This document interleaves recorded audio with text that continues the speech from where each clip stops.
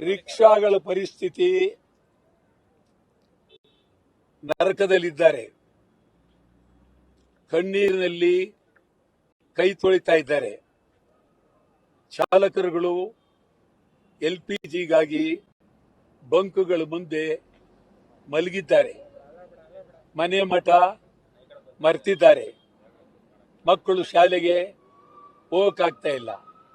ಮನೆಗೆ ಹಾಲು ತರಕ್ಕಾಗ್ತಾ ಇಲ್ಲ, ಮೊಸರು ತರಕ್ಕಾಗ್ತಾ ಇಲ್ಲ, ಅಕ್ಕಿ ತರಕ್ಕಾಗ್ತಾ ಇಲ್ಲ, ಅನ್ನ ತರಕ್ ಮಾಡಕ್ಕಾಗ್ತಾ ಇಲ್ಲ. ಬಹಳ ಅತ್ಯಂತ ಕಣ್ಣೀರಿನ ಕಥೆಯಲ್ಲಿದೆ, ಕರುಣಾಜನ ಸ್ಥಿತಿ. ನಾನಂತೂ ರಿಕ್ಷಾ ಚಾಲಕರ ಪರವಾಗಿ ಇಡೀ ರಾಜ್ಯಾದ್ಯಂತ ಕನ್ನಡ ಚಳವಳಿ ವಾಟಾ ಪಕ್ಷ ತೀವ್ರವಾಗಿ ಹೋರಾಟಕ್ಕೆ ಇಳಿದಿದ್ದೇವೆ.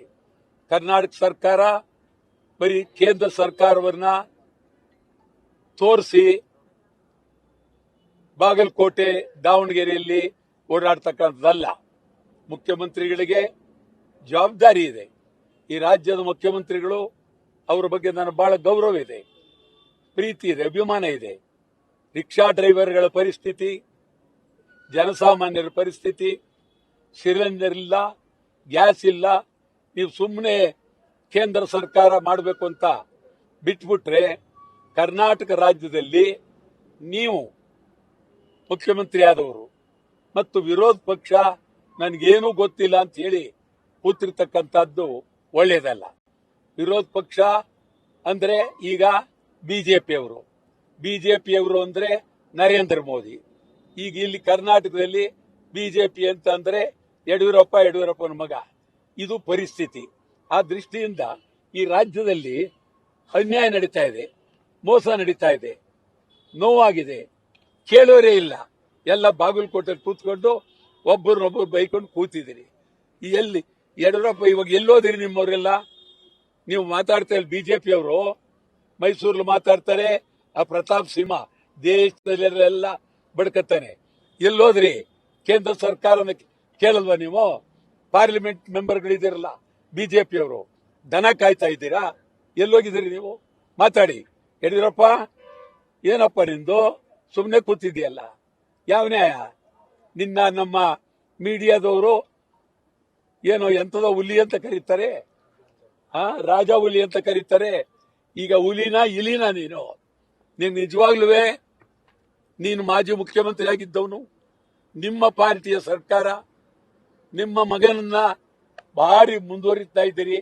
ನಿಮಗೆ ನಿಜವಾಗ್ಲೂ ಈ ರಾಜ್ಯದ ಬಗ್ಗೆ ಪ್ರಾಮಾಣಿಕತೆ ಇದ್ರೆ ಮೊದಲನೇದು ಕೇಂದ್ರ ಸರ್ಕಾರದ ಮೇಲೆ, ಪ್ರಧಾನಮಂತ್ರಿಯವರ ಮೇಲೆ ದಾಳಿ ಮಾಡಬೇಕು, ರಾಜೀನಾಮೆ ಕೊಡಬೇಕು. ನಿಮ್ಮ ಬಿಜೆಪಿ ಪಾರ್ಲಿಮೆಂಟ್ ಸದಸ್ಯರುಗಳು ಗೌರವ ಇದ್ರೆ ಕೂಡಲೇ ರಾಜೀನಾಮೆ ಕೊಡಬೇಕು. ಏನ್ ನಡೀತಾ ಇದೆ ರಾಜ್ಯದಲ್ಲಿ? ಕಷ್ಟ ಇದೆ. ಅನ್ನ ಬೇಸಕ್ಕಾಗ್ತಾ ಇಲ್ಲ, ದೋಸೆ ಮಾಡಕ್ಕಾಗ್ತಾ ಇಲ್ಲ, ಕಾಫಿ ಮಾಡಕ್ಕಾಗ್ತಾ ಇಲ್ಲ. ಎಲ್ಲಿದೆ? ಏನು ಹುಡುಗಾಟ ಆಡ್ತಾ ಇದ್ದೀರಿ? ಮದುವೆ ಮಾಡಕ್ಕಾಗ್ತಾ ಇಲ್ಲ, ನಾಮಕರಣ ಮಾಡಕ್ಕಾಗ್ತಾ ಇಲ್ಲ. ಈ ಪರಿಸ್ಥಿತಿ ನಿರ್ಮಾಣ ಆಗಿದೆ. ನೀವು ಚುನಾವಣೆಯಲ್ಲಿ ಗೆದ್ದು ಅಧಿಕಾರ ನಡೆಸಬೇಕು ಅಂತಕ್ಕಂಥ ಹುನ್ನಾರದಲ್ಲಿ ಬಾಗಲಕೋಟೆಯಲ್ಲಿ ಕೂತಿದ್ದೀರಿ. ಮತ್ತು ನೀವು ಕಾಂಗ್ರೆಸ್ನವರು ನಮ್ಗೇನು ಸಂಬಂಧ ಇಲ್ಲ, ಎಲ್ಲ ಅವ್ರದ್ದು, ಬಿಜೆಪಿ ಅವ್ರದ್ದು ಅಂತಲ್ಲ. DK ಶಿವಕುಮಾರ್ ಅವರೇ, ನೀವು ಈ ರಾಜ್ಯದಲ್ಲಿ ಏನೇನು ಓಡಾಡ್ತಾ ಇದ್ದೀರಿ? ಈಗ ಎಲ್ಲೋಗಿದ್ದೀರಿ? ಬೆಂಗಳೂರು ಜನ ಹಿಂಗಾಗಿದ್ದಾರೆ, ರಾಜ್ಯದ ಜನ ಹಿಂಗಾಗಿದ್ದಾರೆ. ಶಿವಕುಮಾರ್, ನೀವು ನನಗೆ ಬಹಳ ಬೇಕಾದವರು. ಆದ್ರೂ ಇವತ್ತು ಹೇಳ್ತಾ ಇದ್ದೀನಿ ಗಂಭೀರವಾಗಿ, ರಿಕ್ಷಾ ಪರಿಸ್ಥಿತಿ, ಸಿಲಿಂಡರ್ ಪರಿಸ್ಥಿತಿ, ಗ್ಯಾಸ್ ಪರಿಸ್ಥಿತಿ ಸರಿಪಡಿಸಲೇಬೇಕು. ಸಿದ್ದರಾಮಯ್ಯನವರೇ, ನಿಮಗೂ ಒತ್ತಾಯ ಮಾಡ್ತೀನಿ, ಈ ಸಂದರ್ಭದಲ್ಲಿ ಎಲ್ಲ ಬಿಟ್ಟು ರಾಜ್ಯದ ಪರವಾಗಿ ನಿಲ್ಲಬೇಕು. ನಾವು ಗುರುವಾರ ದಿವಸ ಬೆಳಿಗ್ಗೆ ರಿಕ್ಷಾಗಳ ಪರವಾಗಿ, ಸಿಲಿಂಡರ್ ಪರವಾಗಿ ಮತ್ತು ಡೀಸೆಲ್ ಪರವಾಗಿ ಬೆಲೆ ಏರಿಕೆ ಆಗಬಾರದು ಅಂತೇಳಿ ಗುರುವಾರ ಕರಾಳ ದಿನಾಚರಣೆ. ಒಂದು ರಿಕ್ಷಾಗಳಲ್ಲಿ ಕಪ್ಪು ಬಾವುಟ ಹಿಡಿದು ಬೆಂಗಳೂರನ್ನ ಸುತ್ತುವ ಮೂಲಕ ಕರಾಳ ದಿನಾಚರಣೆ.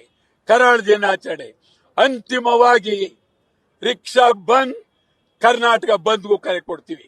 ಕನ್ನಡ ಚಳವಳಿ ಪಕ್ಷ ರಿಕ್ಷಾ ಬಂದ್, ಕರ್ನಾಟಕ ಬಂದ್ಗೂ ಕರೆ ಕೊಡ್ತೀವಿ. ಈಗ ರಿಕ್ಷಾದಲ್ಲಿ ಡ್ರೈವರ್ ಇಲ್ಲ, ಖಾಲಿ ರಿಕ್ಷಾ ಎಳ್ಕೊಂಡು ಎತ್ತಿನ ಗಾಡಿ ಮೂಲಕ ಚಳವಳಿಯನ್ನ ಮಾಡೋದಕ್ಕೆ ಹೊರಡ್ತಾ ಇದ್ದೇವೆ.